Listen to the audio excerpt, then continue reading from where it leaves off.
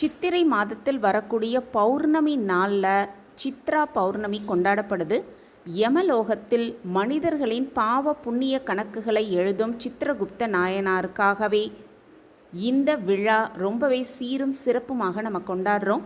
அந்த சித்ரா பௌர்ணமி அன்னைக்கு பசு மாட்டிற்கு இந்த ஒரு பொருளை நம்ம தானம் கொடுப்பதன் மூலம் 7 ஜென்ம பாவம் நீங்கும் புண்ணியத்தை சேர்த்து கொள்ளலாம் அப்படிங்கிறத பற்றி இந்த பதிவில் நம்ம தெரிஞ்சுக்கலாம்.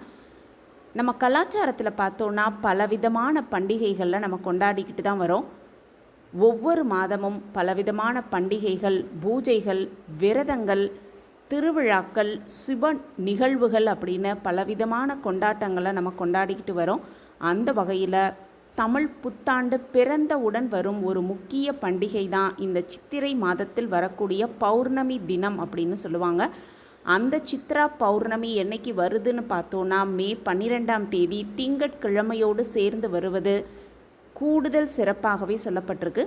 இந்த சித்ரா பௌர்ணமி அன்னைக்கு வழிபாடு செய்வது, குறிப்பாக சித்திரகுப்தனை வழிபாடு செய்வது நம் பாவ கணக்குகளை குறைத்து கொண்டு புண்ணியத்தை அதிகரித்து கொள்ளும் ஒரு அற்புதமான வழிபாடு அப்படின்னும், இந்த சித்ரா பௌர்ணமி அன்னைக்கு 7 ஜென்ம பாவத்தையும் நீக்கும் ஒரு அற்புதமான தானம் அப்படின்னு பார்த்தோன்னா பசு மாட்டிற்கு இந்த ஒரு பொருளை கொடுப்பதன் மூலம் நமக்கு புண்ணியம் வந்து சேரும் அப்படிங்கிறது உண்மை. இந்த சித்ரா பௌர்ணமி அன்னைக்கு வீட்டில் வழிபாடு செய்வதோடு கோவிலுக்கு போய் வழிபடுவதும் ரொம்ப ரொம்ப முக்கியம். இந்த நாளில் கோவில்களில் சக்தி அதிகரிப்பதாகவும் தெய்வங்களோட வீரியம் வீறு கொண்டு வெளிப்படுவதாகவும் சொல்லப்பட்டிருக்கு. இந்த நாளில் கோவில் போய் நம்ம வணங்கினோன்னா நம்ம பிரார்த்தனைகள் எதுவாக இருந்தாலும் நாம் வைக்கும் கோரிக்கை நிச்சயமாக நிறைவேறும் அப்படிங்கிறது நம்பிக்கை.